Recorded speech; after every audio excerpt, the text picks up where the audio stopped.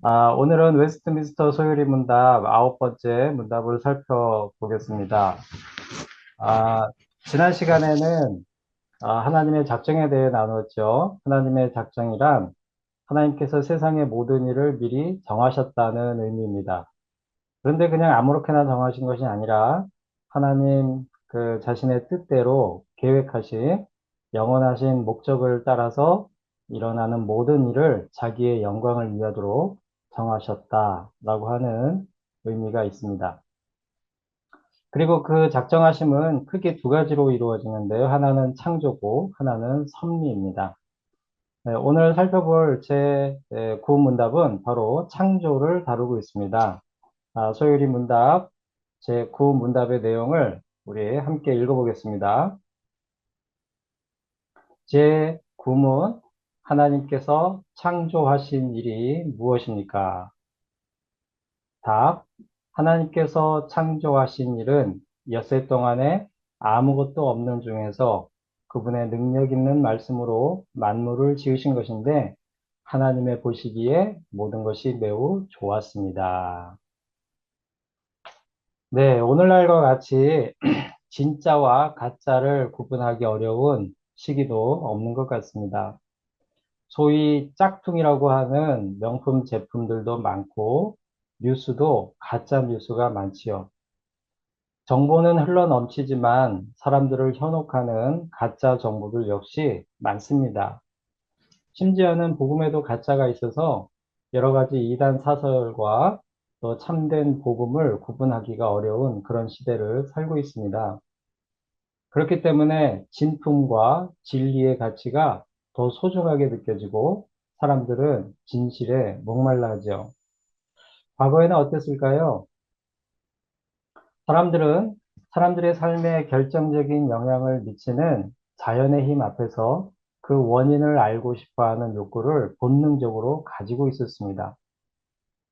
눈에 보이는 자연은 시시각각으로 변화를 하면서 사람들의 삶에 불안과 두려움을 야기하였습니다.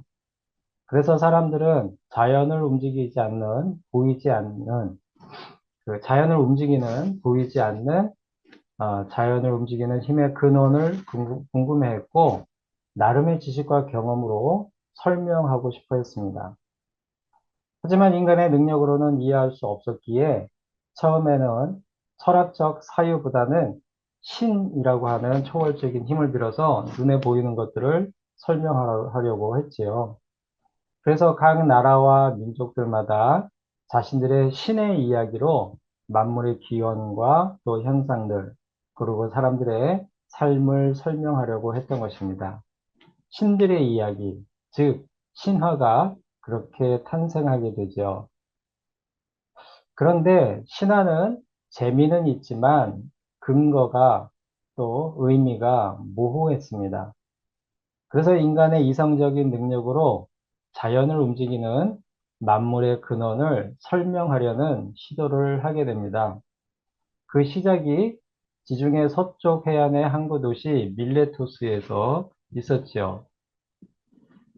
그 사람들은 만물의 기원과 또 현상을 의인화된 신들의 이야기가 아닌 물리적 실체들을 관찰하고 또 관찰한 대상이나 현상을 어떤 원인과 결과라는 논리적인 관계로 설명하려고 했습니다. 그렇게 철학적이고 과학적인 사유를 시작하게 됐는데 그렇게 해서 자연 철학이 나오게 되죠. 그들은 만물을 이루며 또 영원히 변하지 않는 근본 물질, 또 근본 원리가 되는 무언가가 있을 것이라고 가정을 합니다. 자연은 너무나 잘 변하니까요. 시시각각. 그래서 영원히 변하지 않는 어떤 근본적인 물질 또는 원리가 있을 것이다. 그런 생각을 했던 것이고, 그것을 아르케라고 명명했습니다. 그렇게 눈에 보이는 것들 너머에 있는, 즉, 가짜가 아닌 진짜가 무엇인가를 탐구하기 시작한 것입니다. 지금으로 치자면 눈에 보이는 것들은 결국에는 변하고 사라지니까 그것들은 짝퉁, 가짜요.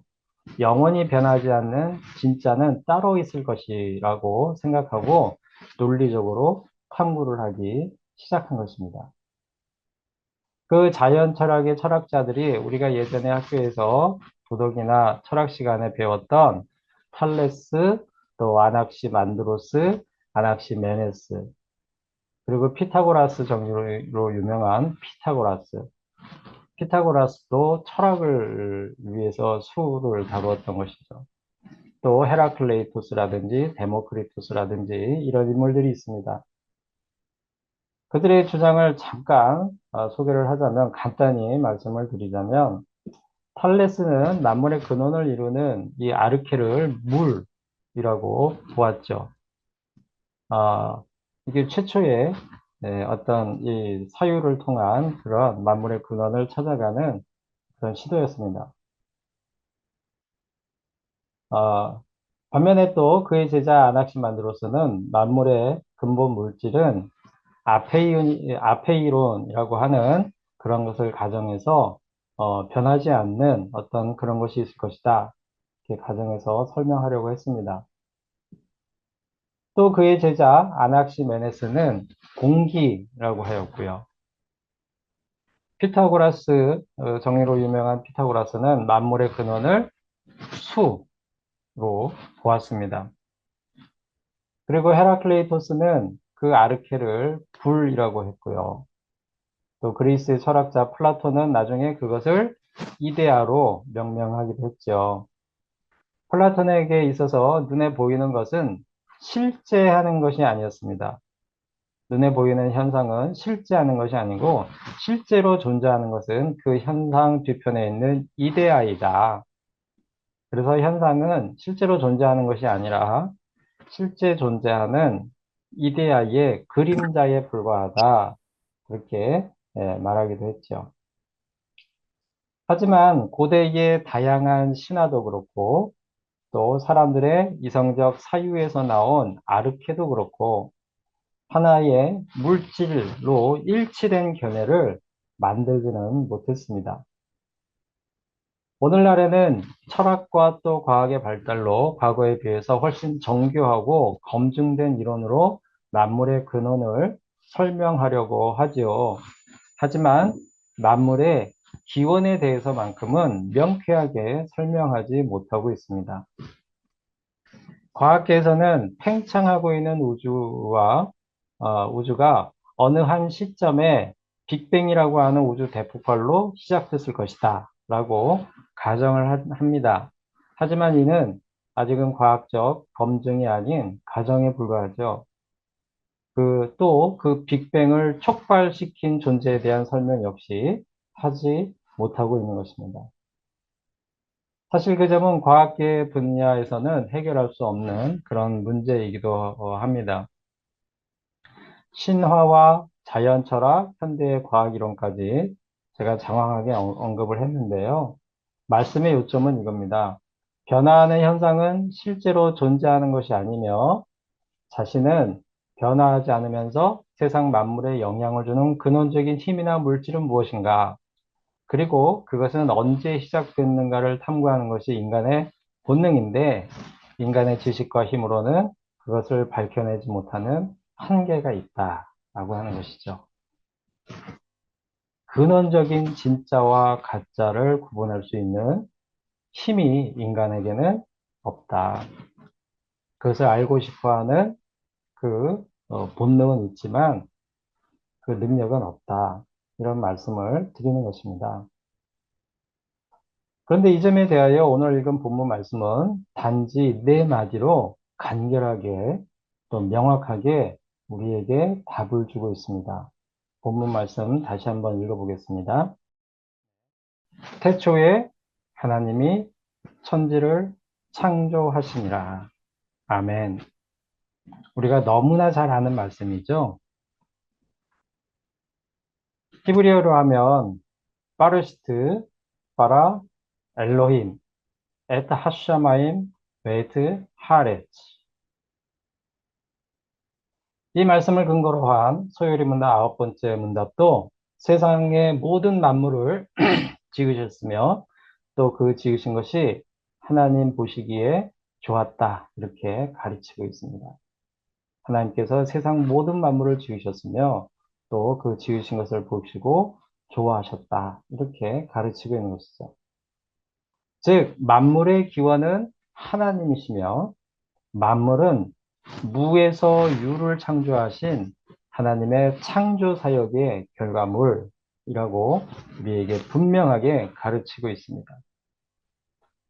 이 말씀은 고대의 신화들과 비교해 볼 때 독보적인 면이 하나 있습니다. 그게 뭐냐 하면 고대의 신들의 이야기, 예를 들어 그리스 신화라든지 여러 가지 문명들이 가지고 있는 어떤 신들의 이야기는 물질의 기원을 설명하지 않아요. 그들의 신들은 먼저 있었던 어떤 물질을 가지고 현재의 세상을 만들었다고 하거나 또는 만물의 근원이 되는 무언가로부터 신이나 여러 가지 물질들이 유출되어 나왔다. 이런 식의 설명을 한다는 것이죠. 무슨 말이냐면 만물의 기원을 명쾌하게 설명하지 못하고 있다는 것입니다. 이에 비해 창세기 1장 1절의 말씀은 만물의 기원을 분명하게 설명하고 있다는 차이점이 있습니다. 바로 만물은 절대자이신 하나님에 의해서 무에서 유의 방식으로 창조되었다라고 하는 설명이죠. 인간들이 만들어낸 이야기는 만물의 기원을 명쾌하게 설명하지 못하지만 하나님의 계시의 말씀은 만물의 기원을 분명하게 명시하고 있다는 차이점이 있는 것입니다. 일반적인 보도기사의 작성 원칙, 육하 원칙이라는 게 있죠. 누가 언제, 어디서 무엇을 어떻게 왜 하였나.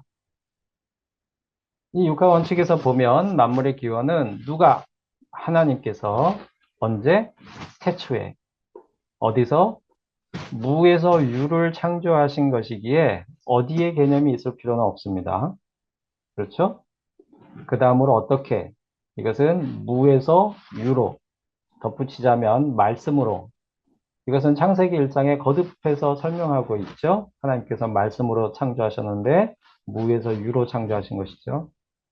마지막으로 왜, 이거는 성경 전체의 메시지가 이에 해당한다고 할 수 있겠습니다.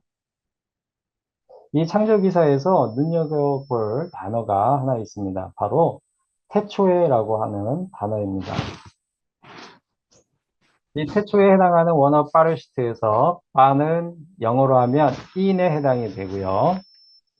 그리고 레시트는 첫째의 뜻이 있고 그 다음에 장소 또는 시간 질서에 있어서 시작의 뜻이 있습니다. 그래서 영어로는 in the beginning 이렇게 시작하죠. 그래서 이 태초에를 어떤 단어로 바꾸어서 우리가 번역을 할 수 있냐면 시초에라는 말로 바꿀 수도 있습니다. 시초에. 이는 시간이 그때 시작되었다는 뜻이 되죠. 즉 시간과 공간을 초월하여 존재하시는 하나님께서 시간과 공간을 창조하셨고 그때부터 시간이 시작되었다는 그런 뜻이 되는 것입니다. 그 어떤 고대 신들의 이야기에도 시간의 창조를 말하지 않습니다. 그리고 현대의 과학도 시간과 공간을 설명을 하지만 물리적으로 설명을 하죠. 하지만 이 시공간의 시작이나 또 이 시공간을 시작하게 한 어떤 원인이나 존재를 설명하지 못하고 있습니다. 이런 점에 있어서 창세기 1장 1절 말씀, 여기에 나오는 창조기사는 탁월하고 독보적인 권위를 갖는다고 말할 수 있는 것이죠. 한편 하나님께서 시간을 창조하셨다는 것은 하나님은 시간과 공간을 초월하시는 존재라는 것을 반증합니다. 그래서 하나님께는 천년이 지나간 어제 같고 또 하루가 천년 같고 천년이 하루 같을 수 있는 것이죠. 시편 90편 4절 말씀, 베드로후서 3장 8절 말씀 우리 같이 읽어보겠습니다. 주의 목전에는 천년이 지나간 어제 같으며 밤의 한 순간 같을 뿐이니이다. 다시 한번 주의 목전에는 천년이 지나간 어제 같으며 밤의 한 순간 같을 뿐이니이다. 그리고 베드로후서 3장 8절에는 사랑하는 자들아 주께는 하루가 천년 같고 천년이 하루 같다는 이 한 가지를 잊지 말라. 주께는 하루가 천년 같고 천년이 하루 같다는 이 한 가지를 잊지 말라. 우리가 앞 시간에 살펴봤던 하나님의 속성에는 영원성이 있지요. 하나님은 영원하신 분인데 이 영원이 무엇일까요? 우리가 생각하는 영혼은 시간이 끊임없이 지속되는 것으로 생각할 수 있지요. 하지만 시공간을 초월하시는 하나님은 존재 자체가 영원하신 것입니다. 그러므로 인간에게 자유의지와 또 인간에게 있는 자유의지와 하나님의 예정하심이 공존할 수 있다고 생각을 합니다. 이런 점에서 그렇다는 것이죠. 우리들의 의지는 시공간 안에 갇혀 있지만 하나님은 시공간을 넘나들며 초월하시는 분이기 때문에 우리가 의지를 가지고 선택하는 게 하나님께서 모든 우리들의 선택을 또한 예정하시고 하나님의 뜻대로 인도하실 수 있다라고 하는 것이죠. 어찌 보면 이게 모순이에요. 우리의 인간의 이상으로는. 그러나 하나님의 존재 안에서는 가능할 수 있다는 것이죠. 이런 점에서 하나님의 천지창조는 인간의 이성과 상상력, 그리고 지식과 경험으로는 인식하지도 설명할 수도 없습니다. 그것은 오직 하나님의 계시의 말씀으로 설명할 수 있는 거고요. 그 계시의 말씀에 대한 믿음으로 알게 되는 것이죠. 하나님은 이 점을 히브리서에서 분명하게 가르쳐 주십니다. 히브리서 11장 3절 말씀. 네, 우리 같이 읽어보겠습니다. 믿음으로 모든 세계가 하나님의 말씀으로 지어진 줄을 우리가 아나니 보이는 것은 나타난 것으로 말미암아 된 것이 아니냐. 아멘.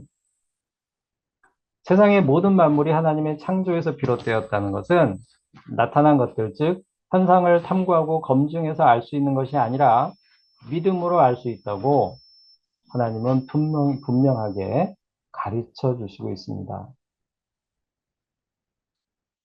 끝으로 하나님은 창조하신 만물을 보시고 보시기에 좋았다라고 하신 그 말씀을 잠시 생각해 보았으면 좋겠습니다.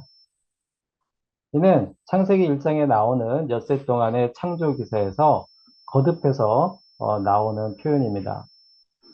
6일 창조에 대한 내용은 여러 가지 다양한 주장들이 있습니다, 오늘날.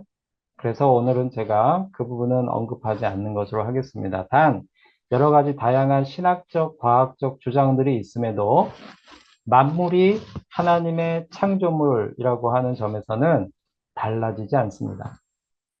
이는 진화론을 주장하는 사람들 중에도 많은 사람들이 인정하는 바입니다. 단 오늘 끝으로 나누고 싶은 점은 하나님께서 창조물을 보시고 보시기에 좋아하셨다라고 하는 것입니다. 며칠 전에 제가 귀가를 했는데 저희 아내하고 같이 일을 마치고 집에 들어왔는데 저희 아내가 먼저 문을 따고 들어갔어요.